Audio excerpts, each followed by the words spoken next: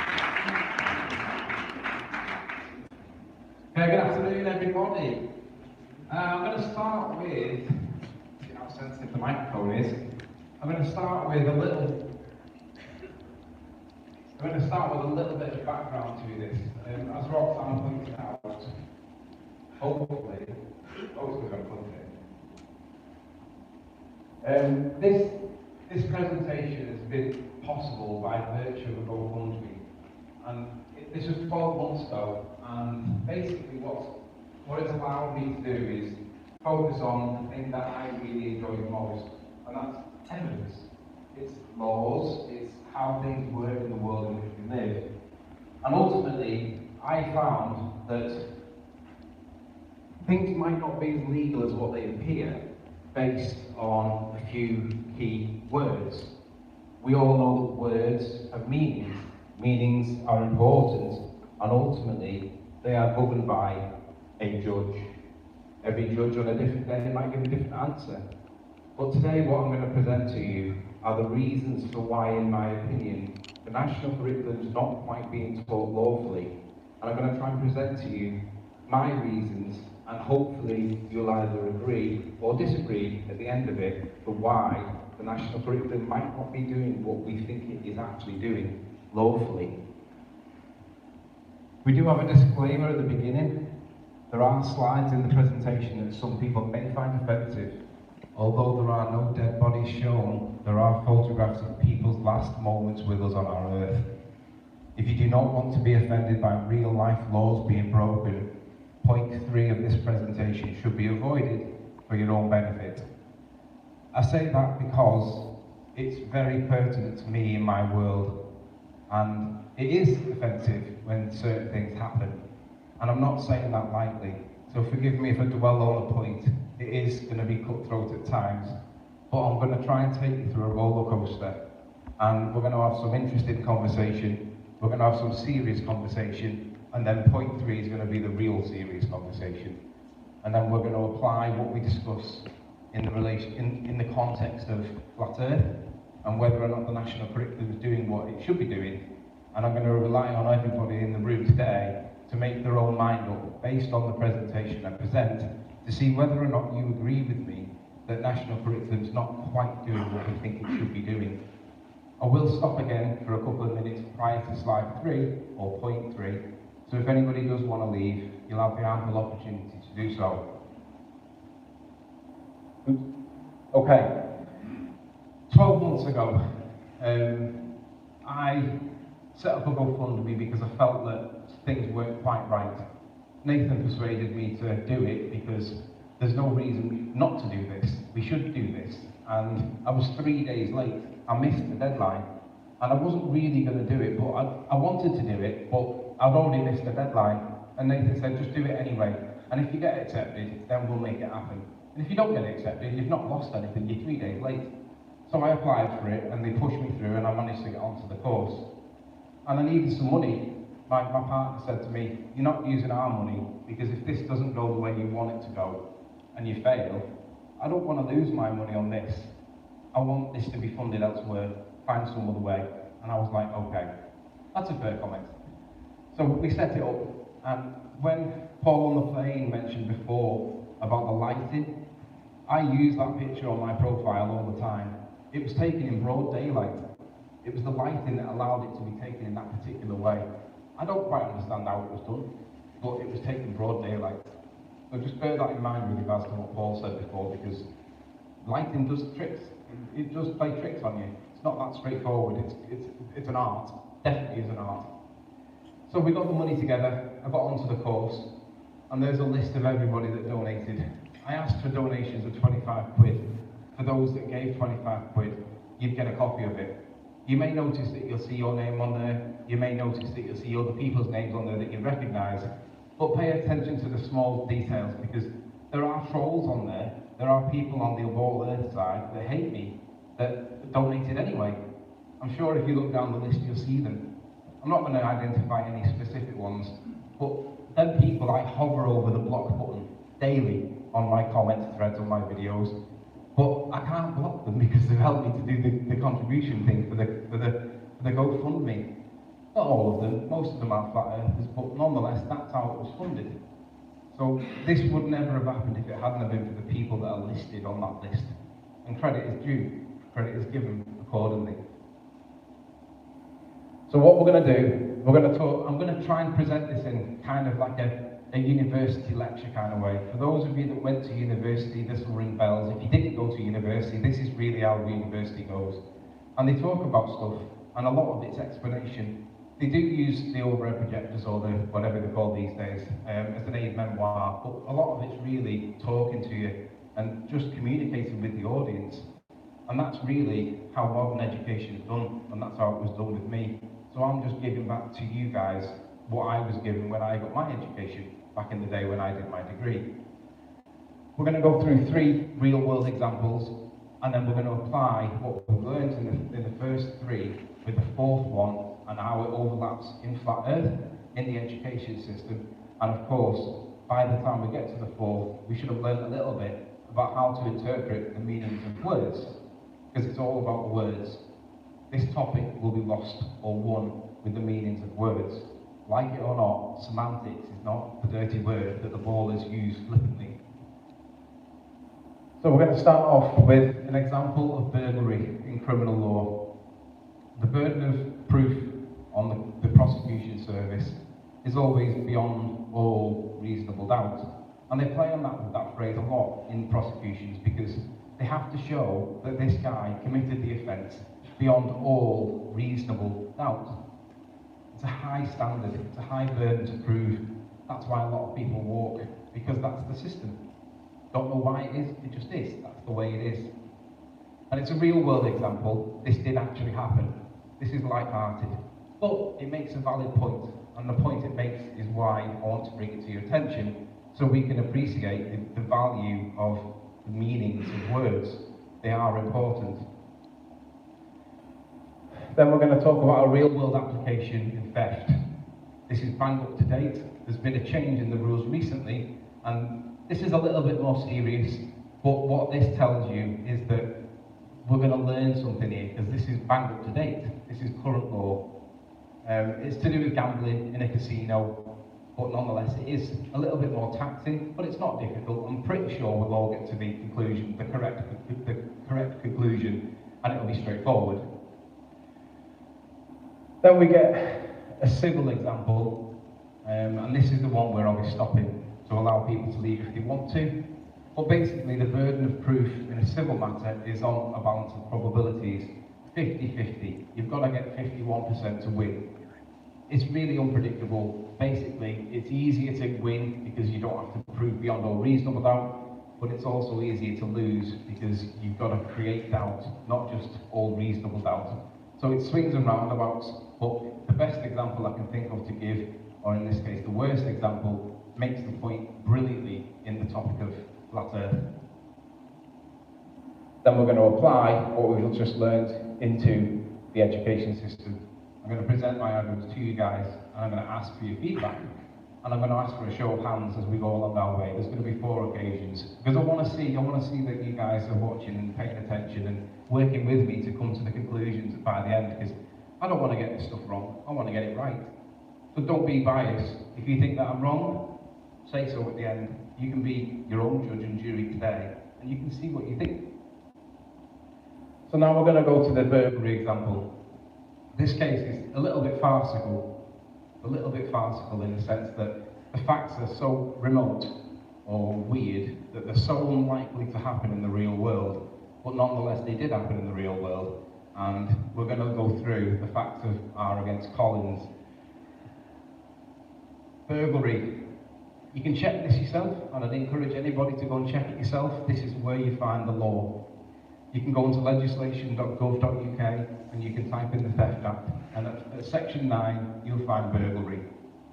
If we zoom into the definition for burglary, that might not be big enough for everybody at the back, so I'll make it as big as I can get it. Burglary. A person is guilty of burglary if he enters any building or part of a building as a trespasser and with intent to commit any such offence as is mentioned in subsection 2 below. Or, not and, or, having entered any building or part of a building as a trespasser, he steals or attempts to steal anything in the building or that part of it, or inflicts or attempts to inflict on any person therein grievous bodily harm. That's just serious. That just means serious. I'm not going to go into GBH for the purposes of this. It's just serious assault. So, you can find the Collins case on Wikipedia. It gives you the facts and the outlines to the case. Basically, Collins is a guy of 19. He's on his way home after a night out on the town. He finds an open window, and on the other side of the window there's a young girl who's naked in bed after her night out on town. And he basically finds himself on the window ledge. She thinks it's the boyfriend paying her a nocturnal visit, invites him in, they begin intercourse, and she realises it's not who she thought it was, and then all hell breaks loose. The point was, for the purposes of burglary, was there a sufficient entry into the building for the purposes of GBH and burglary?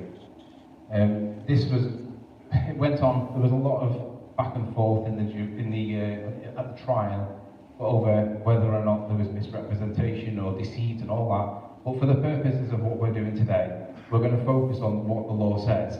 And the law says, if he enters any building, he was sat on the window ledge. He waited for her to give the okay to join, to get in, and she gave that okay. So he went in not as a trespasser, but he went in on invite. There was more to this case, but like I say, for the purposes of this discussion, the issue is, did he enter the building as a trespasser?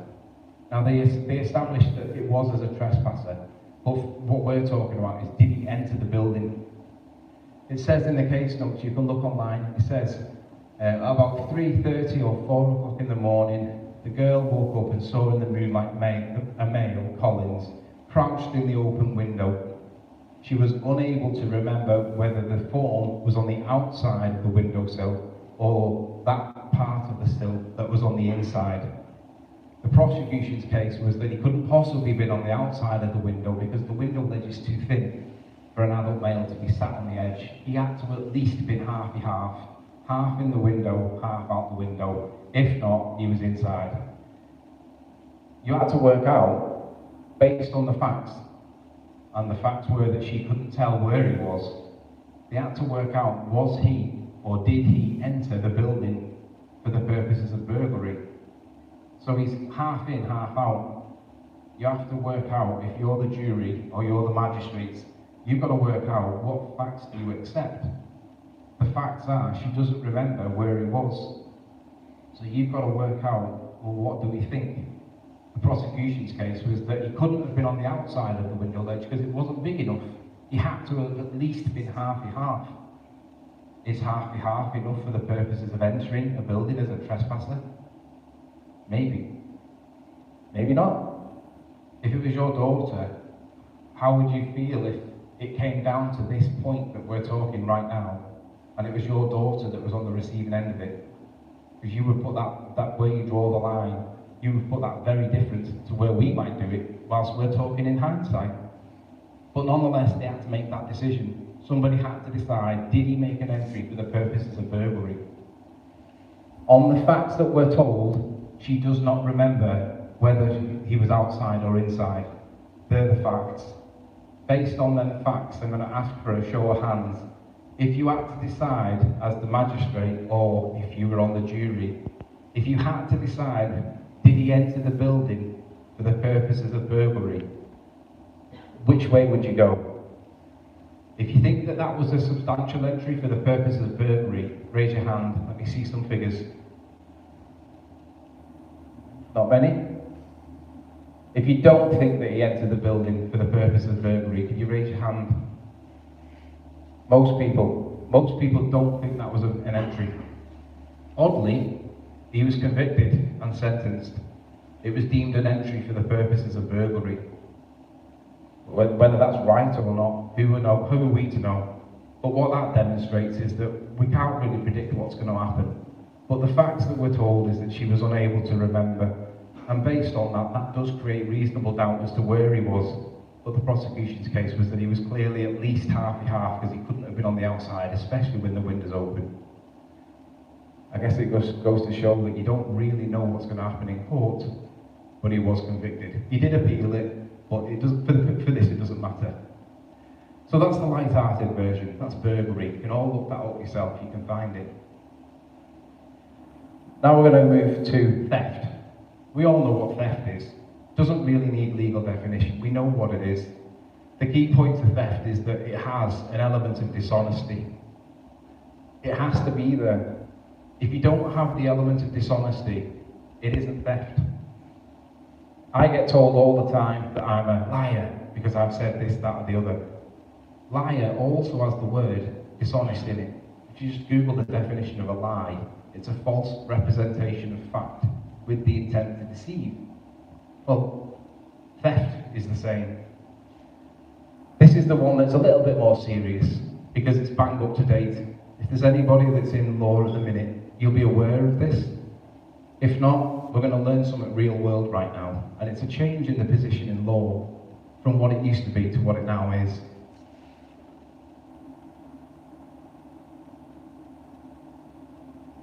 Okay, so again, Theft Act 1968, Section 1 this time, and it reads, a person is guilty of theft if he dishonestly appropriates property belonging to another with the intention of permanently depriving the other thereof it. That's really long-winded, but basically it's taking something that's not yours, but doing so dishonestly. You can take somebody else's property honestly, and it's not theft. It has to have the dishonest element to it, and that's why a lot of people walk, because often the facts might not be the way that it's perceived by the person that's lost the property, and people do walk from theft. The way the courts look at theft and the dishonesty element, they apply the gauche test, and it requires two elements to be satisfied for the dishonest element to be satisfied. Both parts must be there. The first part is whether or not the conduct complained of was dishonest by the lay person or the ordinary objective standards of ordinary, reasonable and honest people. So basically it's objective. If I think that I've done something a bit borderline and the majority of the room say that was dishonest, that's the standard. You're being judged by your peers and they say that was dishonest. If the majority of the room say, not really, you walk. You've got to satisfy that first principle, but you've also got to satisfy the second one. If the defendant must have realised that ordinary people would regard that as dishonest, then you're guilty. So even the only way you can get around that is by saying, look, I can see how this looks, but it wasn't dishonest. If he knew I was borrowing his car, it wouldn't have been dishonest. And of course, it's to protect people that genuinely have not been dishonest. But this position's changed. This is a case from 2017 to do with a casino, and it reversed the second limb from the gauche test. Now, you don't have that safe get out. Now it's literally, if your peers think that you're guilty and dishonest, you are guilty and dishonest. It doesn't matter whether or not you don't think it was. It doesn't matter your excuse anymore. That second limb's gone. That's a problem. So just bear that in mind, because you'll see that this is going to change over the years, because a lot of people will be convicted based on their peers rather than based on the actual facts as perceived by the person or the accused for the offence for which he's charged. So again, we're going to have some facts. The casino had a deck of cards, and we have our two accomplices, Mr. Ivy and his partner, Miss Sun. And basically, they were card counting. The guy had spotted that there was slight defects in the back of the cards when they were being dealt by the croupier. And he spotted that certain cards had slight flaws in them. And what he managed to get the croupier to do was to turn the cards that were slightly blemished upside down, because it allowed him to spot these cards far easier and significantly improve his chances of winning. At the end of each hand, when the deck of cards ran out, to preserve that the cards were staying that way up, that orientation, rather than allowing the croupier to do his magic whilst he does all that shuffling. He asked for them to be dealt with by way of machine, and often that's a reasonable request, because you don't want somebody interfering with it or to be shuffling it in a certain way. You want to perceive as though you're being objectively reasonable. But unfortunately, he won £7.7 million in one night. So the casino were like, something else is weird, something's going on here. There's no way this guy's won this amount of money. So they called his bluff, they refused to pay, and when they went back over the CCTV, they found what was the cause for the effect that was instant money for £7 million.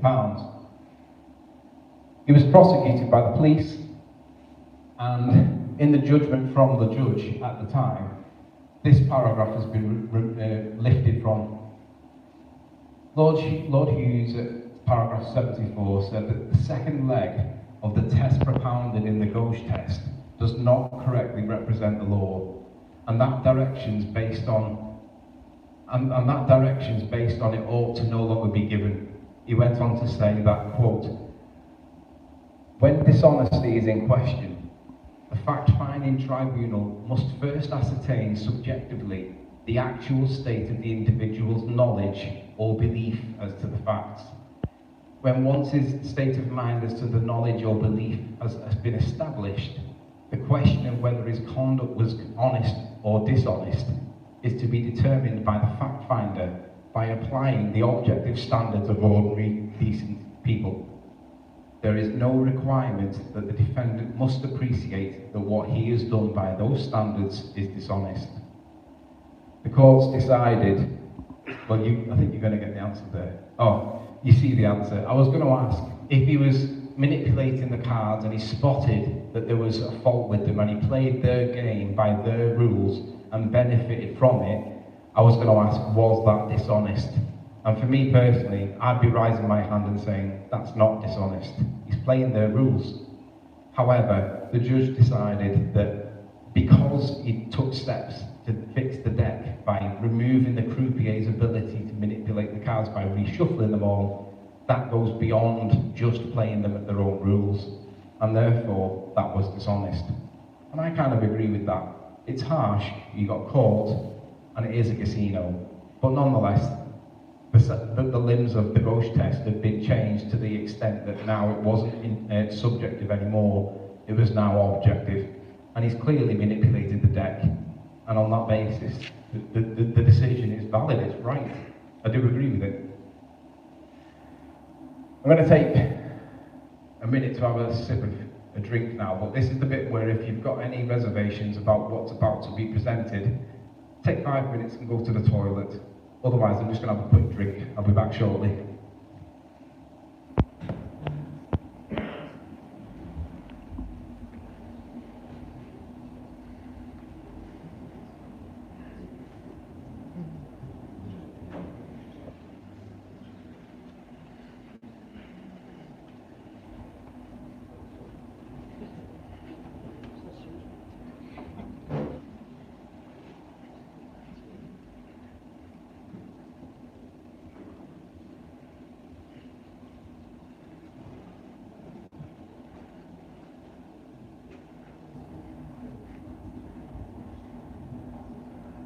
Okay, so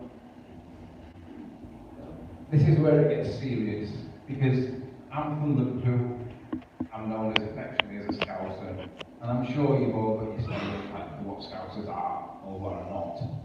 And I'm pretty certain it's harder to be a Scouser than it is to be a flat earther.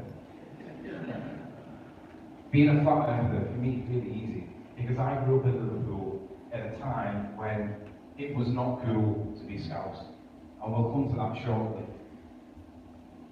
We're going to talk about negligence. We're going to talk about duty, breach, loss. And remember, it's not beyond all reasonable doubt. It's 50-50. You need that 51%. Then when you get home, you need to do your judgment. Negligence is basically a breach of a duty of care that causes loss. financial loss, because it's going to be quantifiable. If you get killed, what price do we put on your head? Do we give it do we give it a set amount for everybody? Are we all equal? Or are some people more equal than others? It's not easy to work that out. If you're David Beckham and you're on mega money in the height of your career, you are going to be worth more than the average guy to the club. But are you worth more to your family than my dad is to me, or your dad is to you? Of course not. But nonetheless, that's what the courts have got to work out. They've got to work out what value do we put on life. The Hillsborough disaster is the worst sporting incident in our history. Never happened since, probably never will. But in 1989, 96 Liverpool fans went to a game of football and didn't come home. I get goosebumps when I talk about this, and I didn't even have anybody directly involved in it. What I did do was deal with the consequences of what happened thereafter in terms of growing up in Liverpool in the 80s. And it wasn't good. I realised that we've got Americans in it, so I'm going to have to give a little bit of background to what happened for the benefit of the Americans. It was the FA Cup semi-final. Liverpool were playing. The stadium that they were playing in had lost its safety certificate the year before. Shouldn't have held the venue, shouldn't have held the event. But for whatever reason, it did. The police had a really difficult, damn task. Because Liverpool have got a massive amount of fans, a big fan base, and that stadium was too small.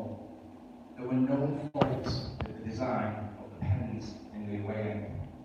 The pens were a result of football hooliganism in the late 80s, where bottles were routinely thrown across the turnstiles and across the seats or the standing areas. But in that particular stadium in Hillsborough, we had what we call pens. The pens were basically metal cages that couldn't flex. They were strong, they were designed to stop fans from spilling out onto the stadium because of the pitch, they had pitch problems at the time. We all know that you can't have gas pressure without a container. In this instance, the pressure was caused by humans.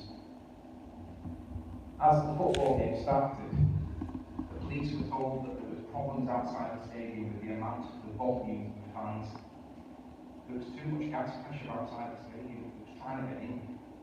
So the request was made to relieve the pressure outside the stadium by opening some gates. The commander at the time, Cutterfield, decided to open the gates and allow all that gas pressure to burst inside the stadium, because that's what was happening that day. The container, the pens that was housing the people, couldn't hold it. There was too much pressure. Fans died. People died from a game of football. The next slide is the one that's the big one that everybody remembers. There are no dead people in this picture yet. But you can see that the people that are in this picture are very close to girlfriend, boyfriend, the guy behind, this guy. These guys are moments from death, all because one person did something that allowed this to happen. The police said that it was the fans. The police said that the fans were drunk. They turned up without tickets, which back then you could do. You didn't have to have tickets. They said that the fans caused this. They took no blame for their own actions. They blamed the fans. Fans can't cause that. Fans are going to watch the football. There might have been a bit of argy-bargy, there might have been a bit of fighting. That's the worst case scenario. But you couldn't get fans to organise that. Fans aren't going to do that. Something else must have caused this pressure build-up in this stage. Was this the cause, or was it the effect that we're looking at? Which takes me nicely into why this topic is interesting to me. because it's all about cause and effect. Scientific method states that it's the cause and effect relationship. What are you looking at? Are you looking at the cause, the fans, or are you looking at the effect? Too many of them inside a container, and they can't get out. For many, many years, Liverpool as a city was blighted by the front page of the Sun. Look at what the Sun put. Some fans pick the pockets of victims. If someone's died in front of you, and you need to tell somebody who that person is, are you picking the pockets? Or are you looking for who they are? Think about that. Critical thought. Is it the way that we're being told? Some fans urinated on the brave cops. I would love to see the evidence that shows that that's true. But I bet you it wasn't. It's that easy for me to sit here and play the victim card, and I'm not going to do it. Or what I am going to do is focus on this last point. Some fans beat up the PC given a kiss of life. All the fans in that container, that pen, were Liverpool fans. Which fans would be beating up the PC given a kiss of life if he's given a kiss of life to Liverpool fans? Because that's who was dying. It's not going to be Liverpool fans kicking him up, is it? It's going to be somebody else if it happened at all. But where's the evidence for it? It turns out that this article, written by Kelvin Mackenzie, colleague of the guys that were here before, he wrote this based on information received to him by the guy, I've forgotten his name, I can't remember his bloody name. It'll come to me. He was the press agent, the press officer in South Yorkshire Police. He ended up being the chief constable of Merseyside Police. His name was Norman Betterson. Just come to me, Norman Betterson. I didn't know that when I graduated, I ended up going to Liverpool and I met Norman Betterson real world. I did not know that he was the guy that fed the information to the Sun, who then posted that newspaper article. The reason why I'm pointing this out is because that one article for 10, 15, 20 years blighted my youth when I grew up. I might be a lot of things. I might get stuff wrong in this topic. We all do. But to have the burden of being a Scouser in the late 80s, early 90s, whilst you were growing up and not really understanding what was going on, is not cool. It's not the new black, as they say. But that one article is the reason for why I am most interested in this topic. Because it made me wonder, what did cause that accident that day? Was it fault of nature? Was it fault of people? Was the summit unusual? Was it a perfect storm and it couldn't be foreseen? When I found out the safety certificate didn't exist, it had been revoked, and I found out that it was a known risk that people would be injured in the pens, that's what made me really angry. And that's why I wonder, what is the cause?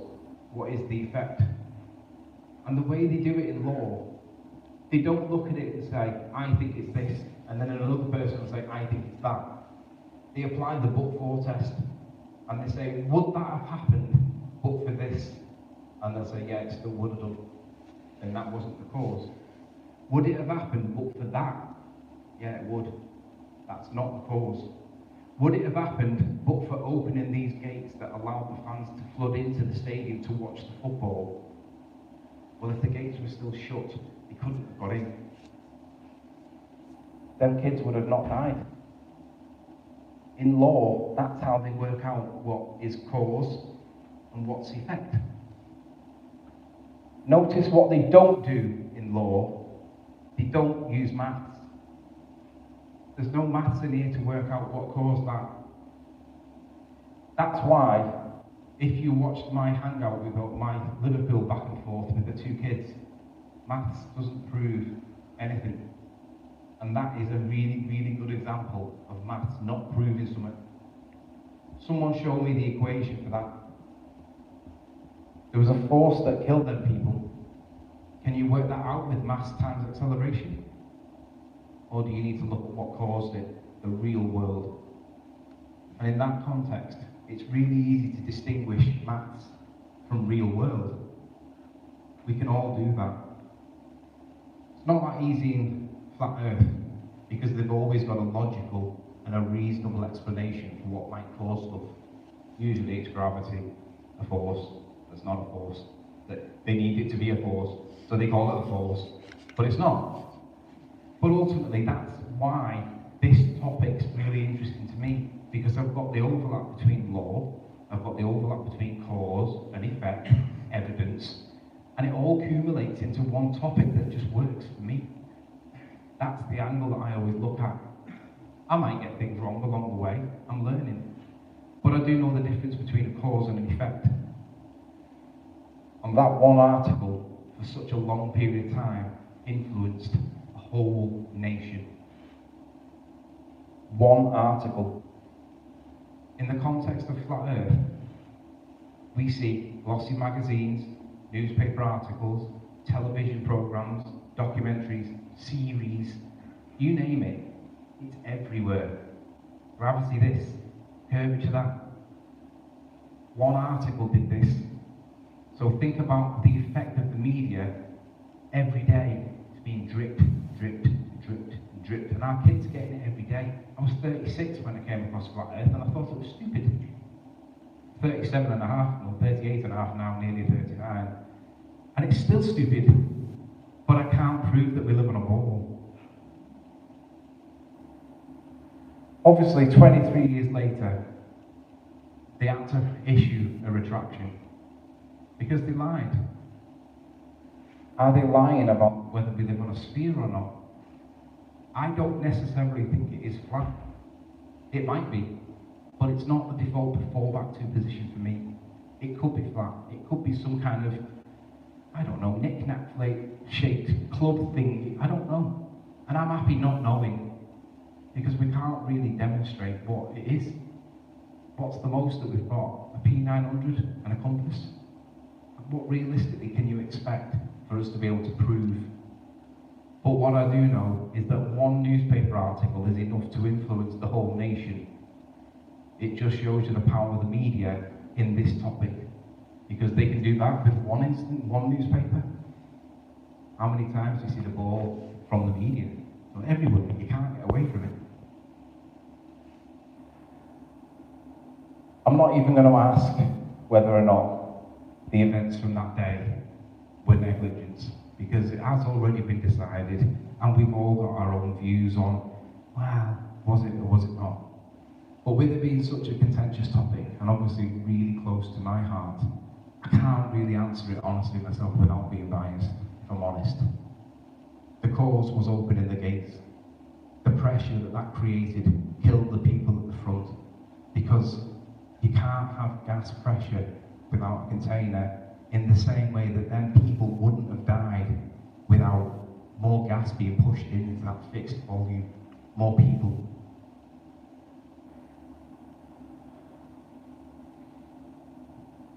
So, let's apply this to real world.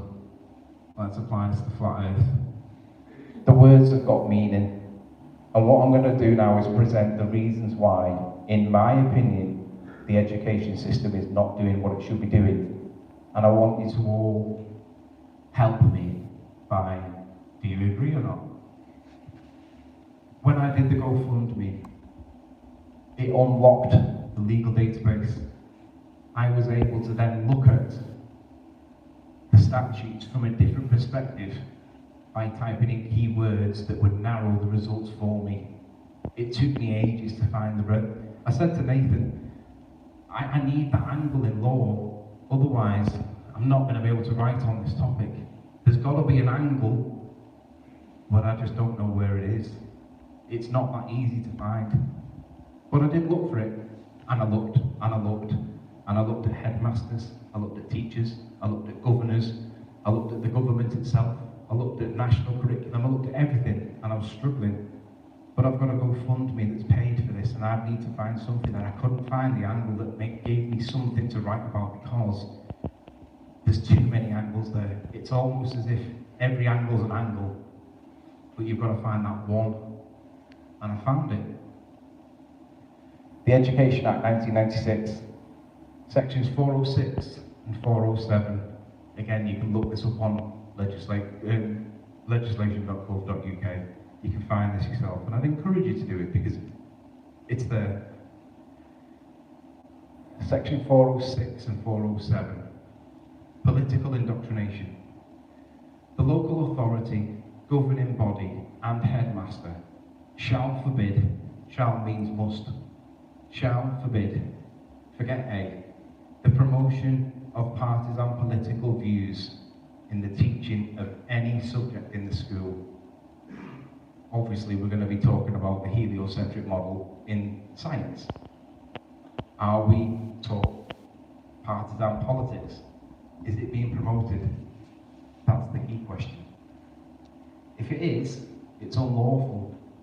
If it's not, it's allowed. Ultimately, it's not that difficult to work out, but we need to have definitions for these words because we need to know what a judge is likely to do. There's a balancing act with section 407. If it is the case that this is promoted partisan politics, section 407 states that the same people shall take such steps as are reasonably practicable to secure that where political issues are brought to the attention of pupils whilst they're in attendance at school, they are offered a balanced presentation of opposing views. Think about that for a minute, a balanced presentation of opposing views. It's not that different to what we've been doing here today. You could just imagine a school hall, kids in it, and asking them, is gravity a force? Because we're all taught that it is. But then we tell them that Einstein said it's not. And then we tell them that people like the Rumpus tell us it is a force. But that means that Einstein must be wrong. But the point is we can make balanced, opposing presentations to provide the alternative explanations.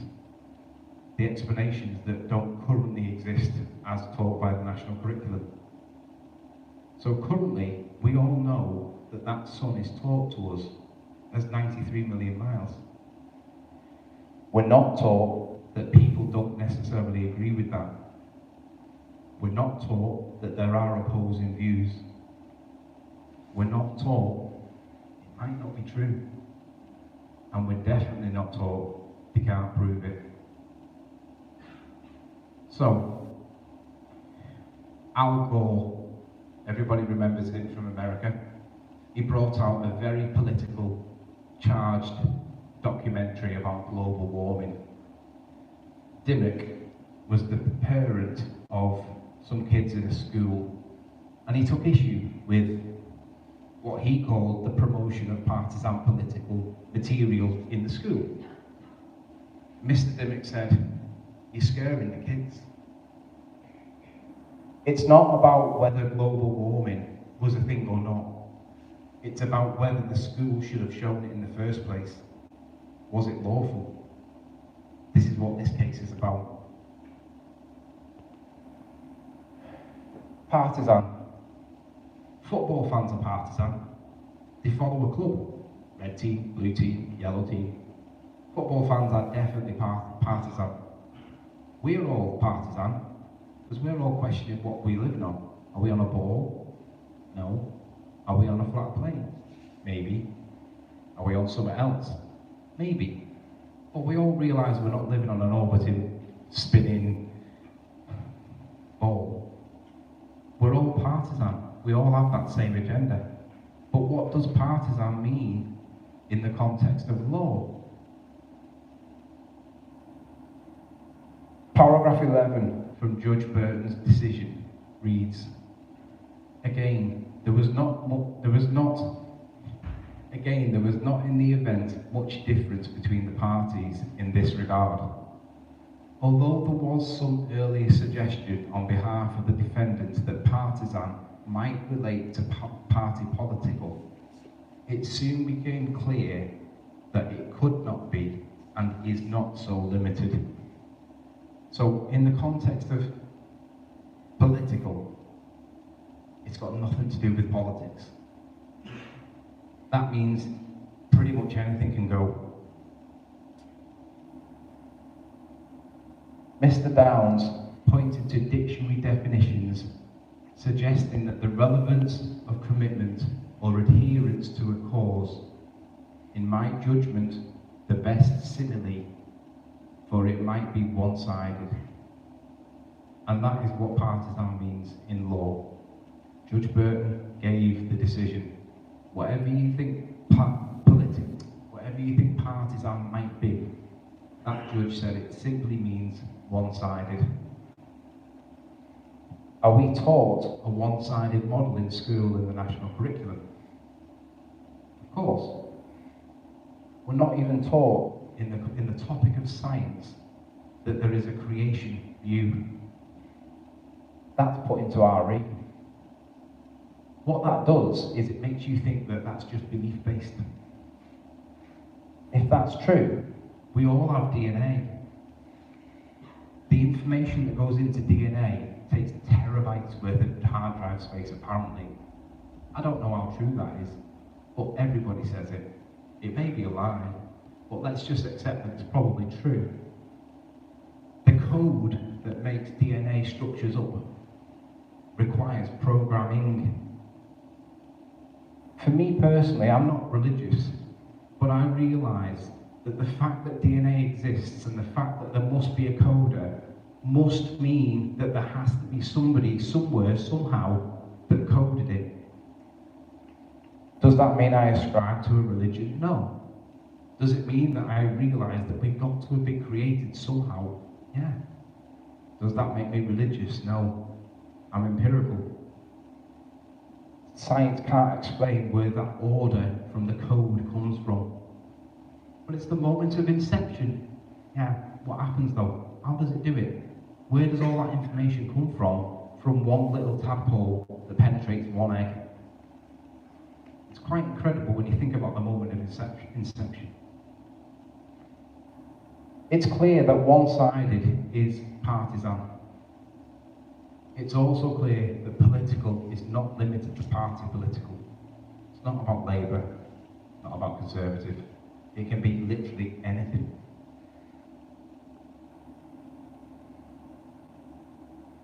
Top paragraph.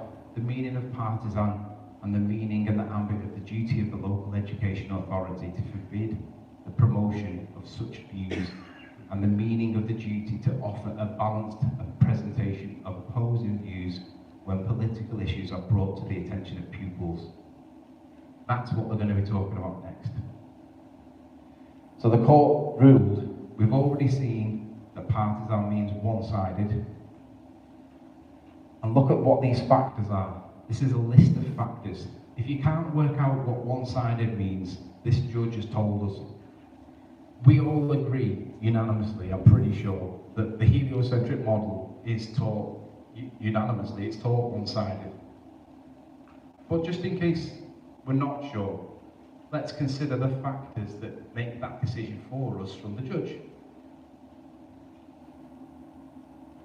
Number one, a superficial treatment of the subject matter typified by portraying factual or philosophical premises as being self-evident or trite, with insufficient explanation or justification, and without any indication that they might be the subject of legitimate controversy. I'm going to read that again.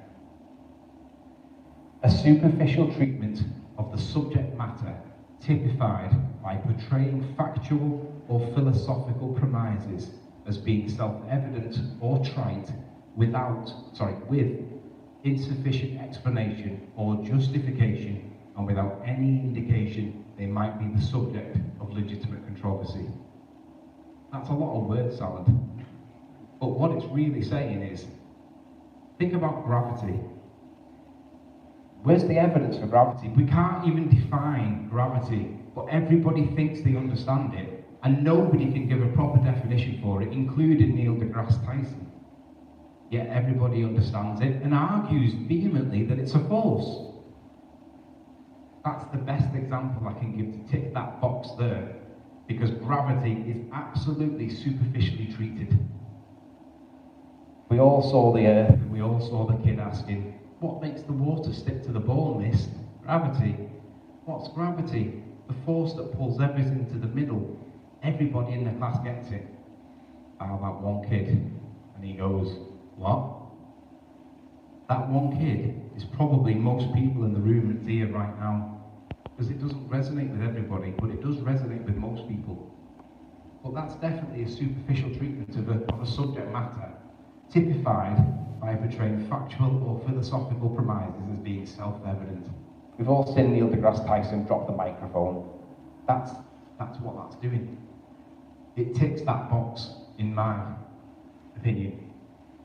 Number two, the deployment of material in such a way as to prevent pupils from meaningfully testing the veracity of the material and forming independent understanding as to how reliable it was. Look at the material that we get. NASA this, NASA that, NASA the other. How do we explain gravity? NASA, rockets, NASA. Everything's NASA, NASA, NASA, NASA. It's like when George Bush with 9/11, terrorists, terrorists, terrorists, terrorists, NASA, NASA, NASA, NASA. That's what they're doing. Rockets, space, all that stuff. It's deployed in such a way. How can pupils meaningfully test the veracity of NASA? We are adults and we can't test NASA. So what chance have kids got?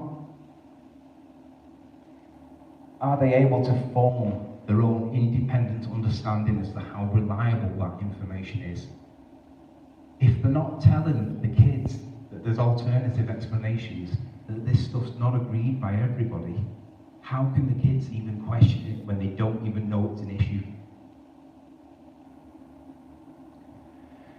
Number three, the exaltation of protagonists and their motives, coupled with the demonization of opponents and their motives. Neil deGrasse Tyson, Brian Cox, all those protagonists, they're up there.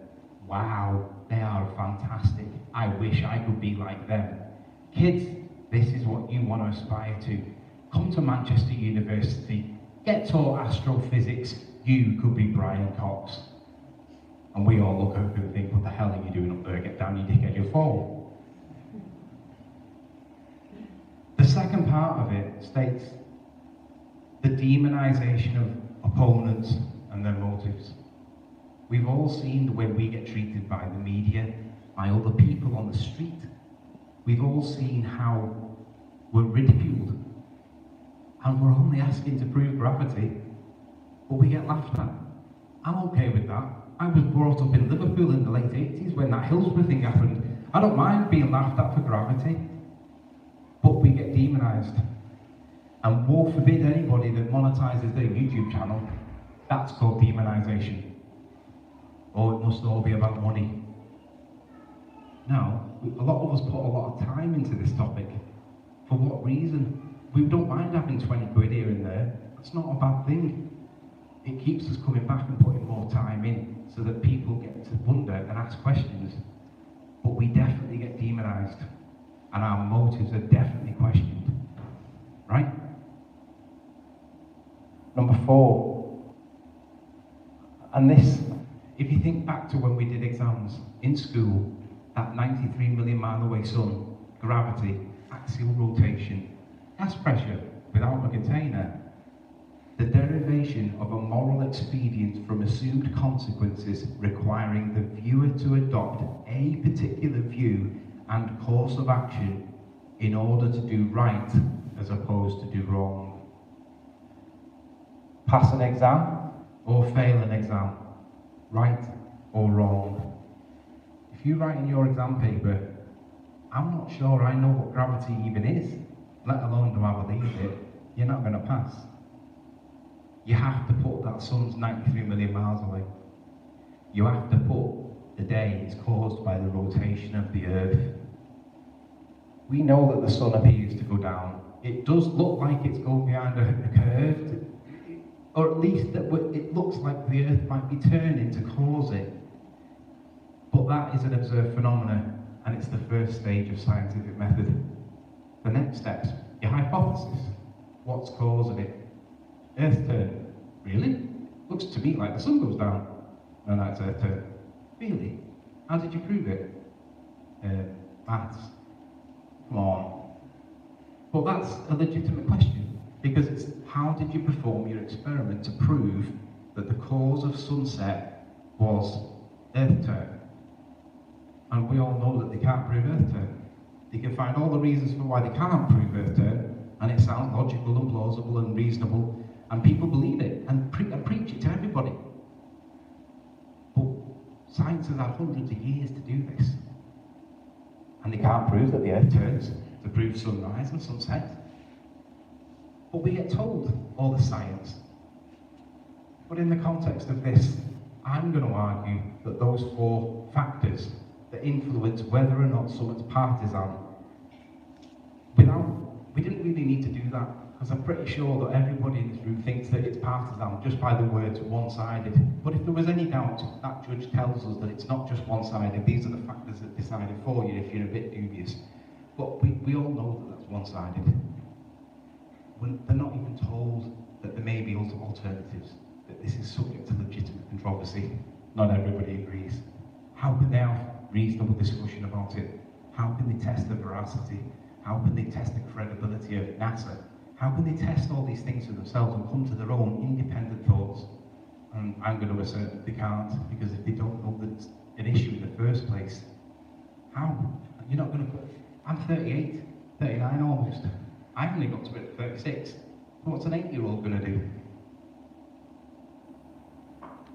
Second point.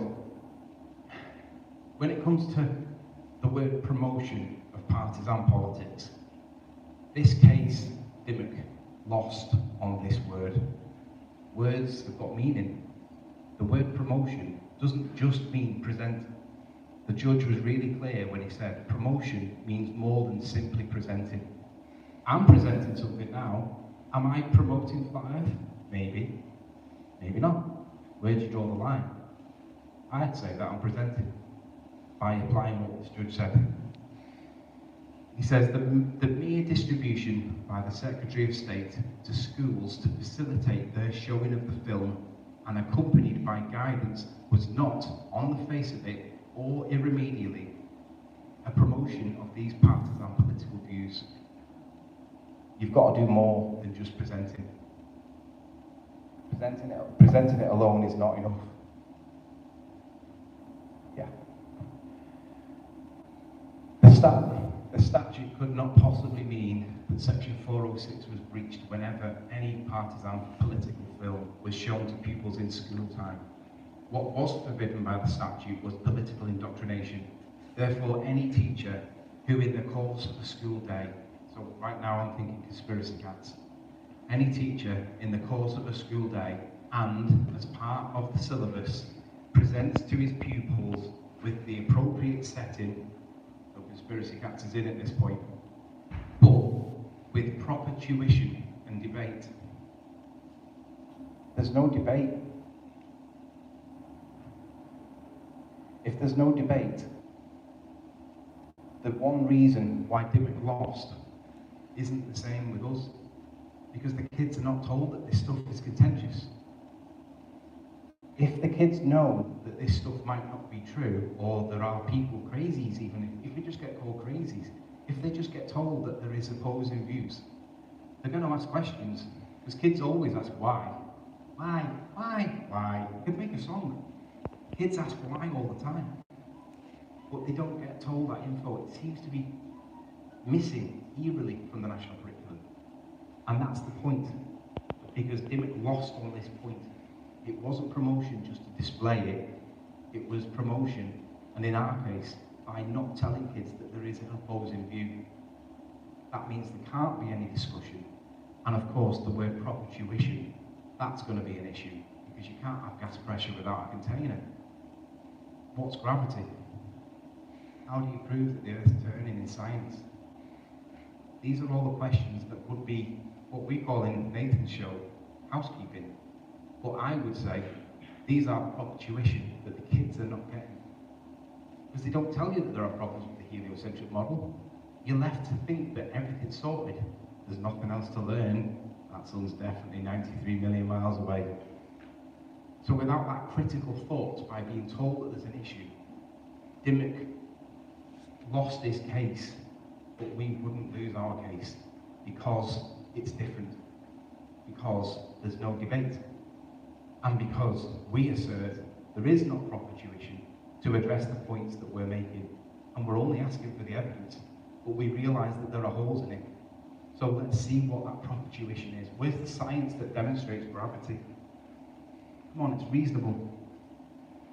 And then the final one says, in order to comply with the requirements of 406 and 407 of the Act, when actively distributing the film, the Secretary of State has to make clear that some or all of the matters contained therein were not supported or promoted by him, and that there was a view to the contrary.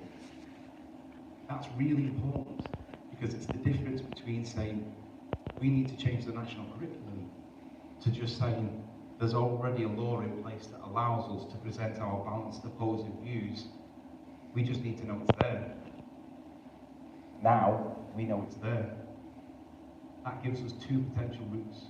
One, we can fight to get the national curriculum changed. We're never going to do it, not without a massive fight, years, money. But what we can do is find a way to present balanced opposing views, to ask the kids to explain or think, how did they prove gravity when they can't even define it? Because words have got meaning, right?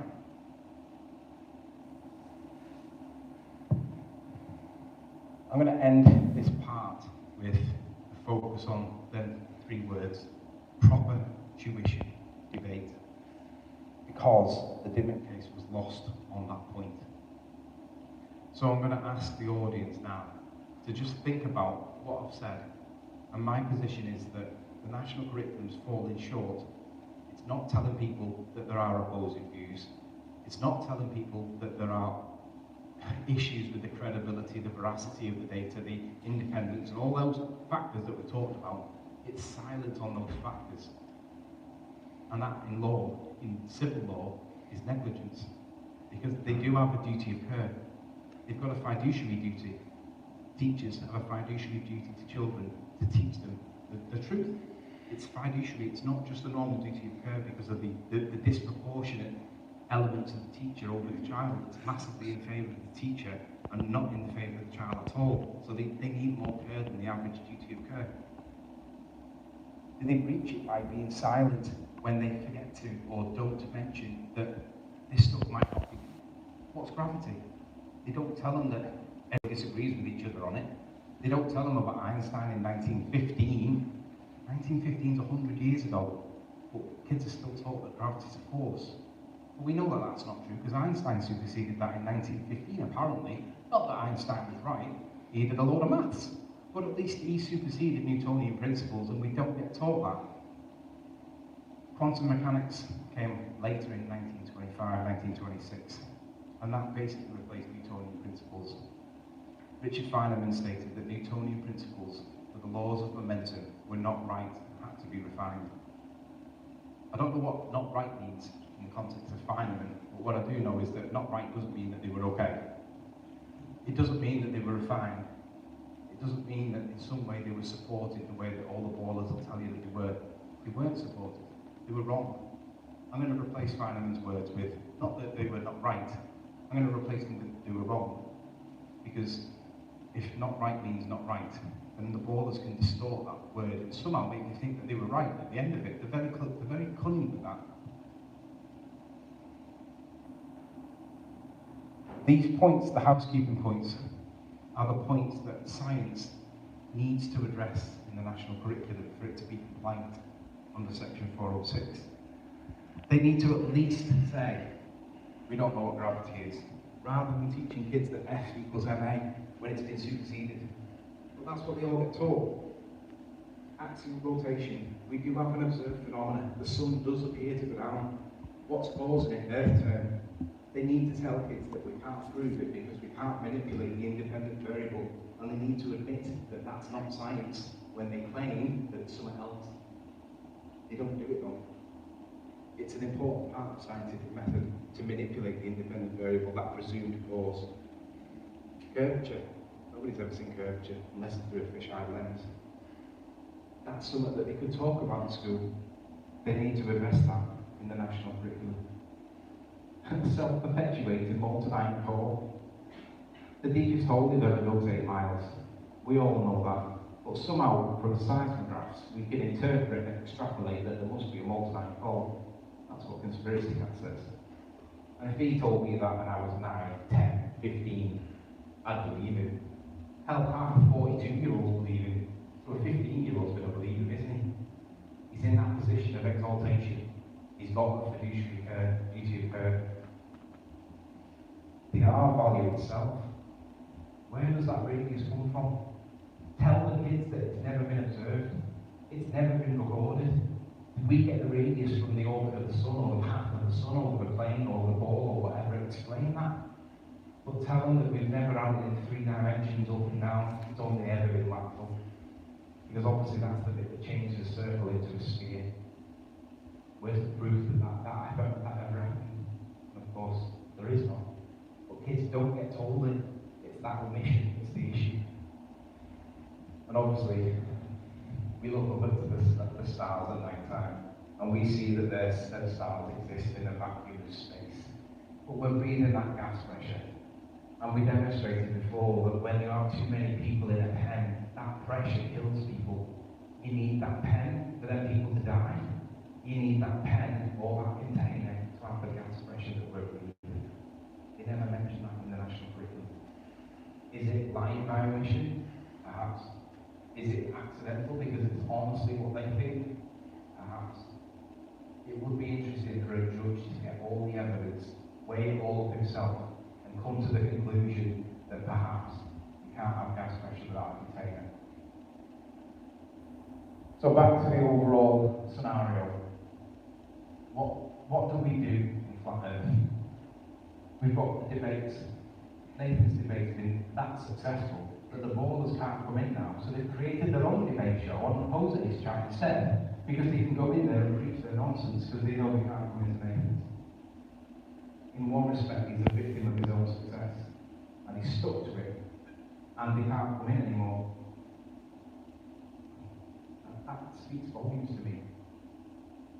We've got the global line, so Jason's going about doing his thing, and there's been some beautiful moments, and it's really useful because it's going out there, and really we should all be doing it.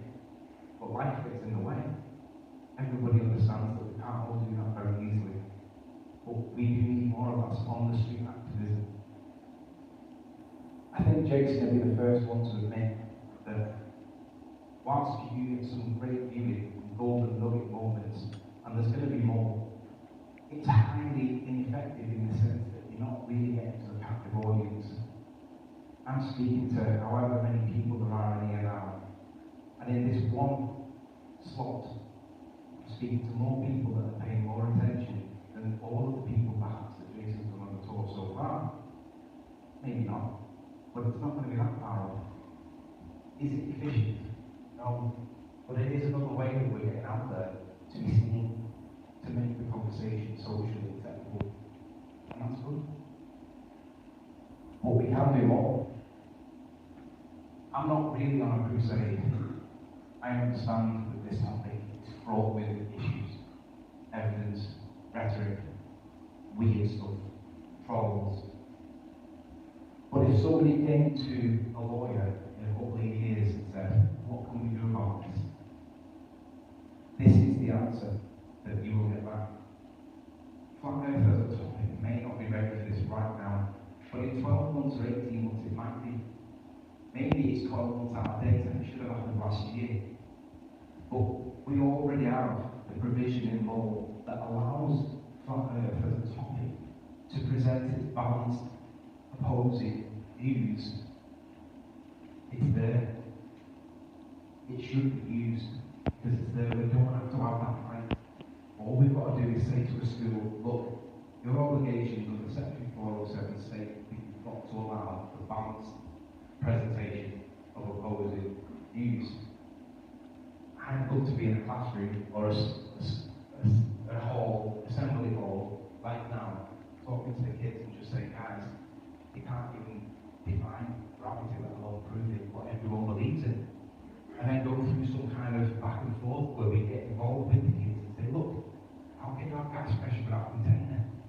Because if you have a captive audience, it's way more efficient. You can do a lot more damage, good, information, teaching. But compared to other techniques, the debate show is limited on YouTube. Because there's only people on YouTube that know it's there, really. The world light or affects everybody to some extent, but is it superficial? But if we go back to the original slide at the beginning, look at the words from Aristotle. If you give me a child until he's 7, I'll give you the man.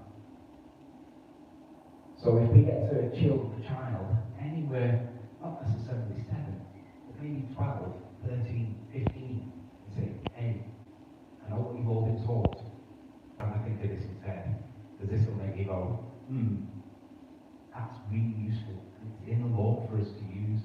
It's there. You just got to know it's there. But now everyone in this room knows it's there.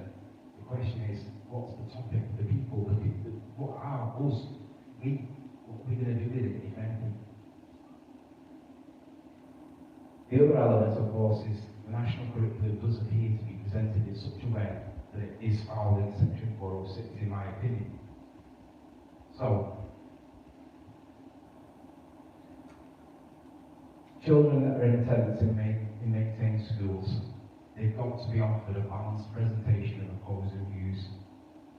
I'm not saying that we can change the national curriculum overnight, but I am saying that we can send a couple of letters, put together groups, 2, 5, 10 people, where we can go and make some balanced presentation of opposing views, just to suck it and see how it goes.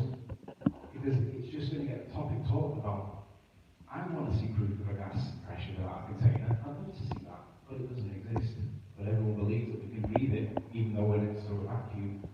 Come on, we all know that these are the basics, but the basics are really powerful, and they're like that for a good reason. And it's because it's the result of many an hour fighting with these idiots, where I get something wrong for get one thing wrong, but for weeks I have to deal with the consequences of it. But when they get everything wrong, it's just forgotten about. We can't change the national curriculum straight away, but we can send a couple of letters to a school and say, look, these are your obligations in the law. We'd like to present some balanced opposing views, reasonable views, just to get kids talking.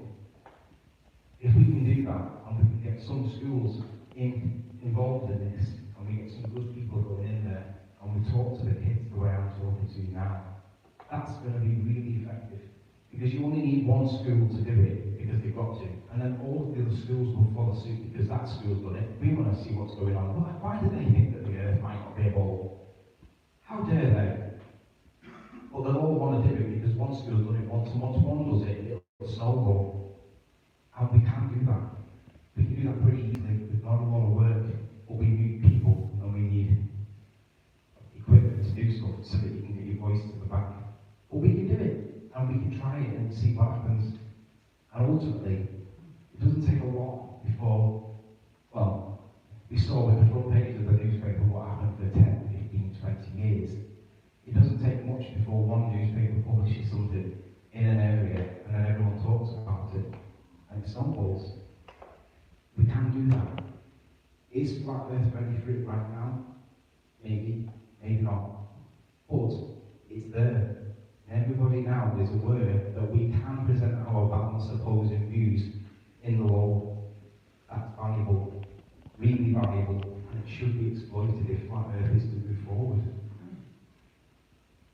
We're not going to change the national curriculum overnight, but with creating some pressure, and we've seen what happens with pressure, if we can create pressure by using the alternative mechanism found at 407, then perhaps, the next thing might be the national curriculum. Might be a couple of years down the line, but at least it's an option. So, I don't know why that's done that. There we go. As I draw to an end, I'm going to conclude by saying that, in my opinion, the national curriculum is being taught unlawfully. It is being taught as one-sided. It is being taught as partisan political.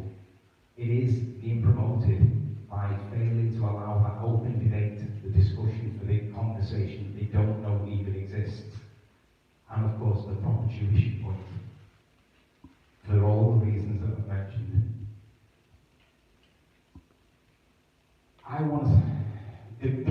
recently changed their piece since Boris got it.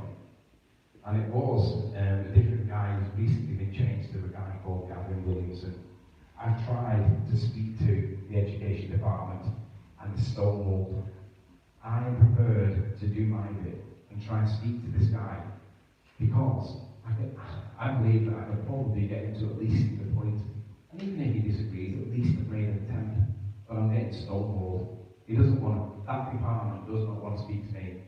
If anybody in here knows how to do this, through the back door or whatever, contact me, let me know, because they do respond to emails, but it's a polite no. As a topic, FE, really, the least we should do is be aware and consider the possibility that 407 should be triggered by us, but we have to do it. It can't be like Jason, where one guy and his van has to do everything. We have to have some form of unity, and that does involve strength in numbers. It may not be ready for that right yet. It may never be ready for it, but it is there for us, and that's what I really wanted to show you guys today, that that provision does exist. And in my submission, in my points, this presentation, I think that this is being taught unlawfully in the first place. It's not going to happen overnight, but at least we know that that's what's required. Promotion of partisan political topics in any area of the curriculum, that's what it says. And then hopefully, I'm going to finish with Aristotle again, because it's really important. When I was 7, that was the year that the Hillsborough disaster happened. I think I might have been 7 and a half, 8. And I was too young to know. And I grew up in Liverpool on the back end of everything that was wrong with Liverpool at the time, politically, socio-economically, stereotypically, you name it. I had not a great upbringing, not bad, but it was great, because social constructs shape the way that you grow up. And it wasn't easy. But now we've kind of got the same thing all over again in this topic, but as an adult, because it's the same level of vitriol and abuse and ridicule and all the negative things that I grew up with, but I'm just getting it as an adult. But if you leave today with nothing more than one line, that's the line that you need to think of. Because most people who have kids in this room, Aristotle said, just give me a child until he's 7, and I'll show you the man. Well, if you get told day after day after day, it's a ball, it's a ball, it's a ball, gravity, gravity, gravity, and they get to 7, what do you think is going to happen by the time they get to 15, 16 and leave school? And then they go on to physics, and then they get taught all about gravity at A level, and then they go to university and do another 3 years on gravity, and by the end of it they think, should I do a master's in gravity, gravity, gravity, and gravity, and it comes back to the thing with what's his face, the next George W. Bush, terrorism, terrorism, terrorism. Them kids that I spoke to in Liverpool were brainwashed, but they didn't know it. We all look at them and see them as being brainwashed, and we laugh at it because it's cringeworthy, but they've been through the system and they've got into student debt and they value that education because they think they're intelligent. And they are. They've remembered what they were told, but they haven't demonstrated any of it. If a kid gets to 7 and he thinks it's a ball, by the time he gets to 20, he's probably too far gone. Just think about how education and the media and the society we live in influences the way that we're shaped as children, as young adults, as adults. Because that is the society we're in. It's important that the education system admits that it doesn't know everything. Like I say, we can't even define gravity, but everybody knows what it is. And our kids are being taught that F equals ma. Well, look at the definition in physics of force, an interaction, a push or a pull, a physical interaction in most instances. Yet we see something fall to the ground and there's not touching it. Oh, but there must be a force there because it's an accelerated mass, and F equals ma. Yeah, but Einstein said that wasn't right, wasn't it? And then quantum mechanics said that wasn't right either. Are we being indoctrinated? Are the kids being indoctrinated? I'm pretty sure that we all think that we probably are. But it's time that we had a conversation at some point. maybe now, maybe in 6 months, maybe in 12. So what I'm going to finish with, I'm just going to leave my stuff on the screen. If anybody wants to get in touch that can help in any way, support, help, put me in place that can do stuff, I'm prepared to do my bit. I can't do it all. It's crazy the amount of work that's involved in this if it did take off. But at least this topic now is a word that that law exists. And perhaps maybe one day the national curriculum will change. And perhaps that's the way we can do it. But we've all got that information now. It's there in the law. We don't have to fight for it. We just have to know it's there, apply it, and then see what happens. It might be that this turns everybody back to the ball, and we realise that after all, it is a ball. And I want to know. If it is really a ball, and there really is gravity, and we really are turning, and that's causing sunrise and sunset, I want to know. And I'm pretty sure all of you guys do too. That's me done for today. If nothing else, remember that it takes to the age of 7 and your kid's gone. But by the time he comes out of university, it's over. Thank you very much, guys.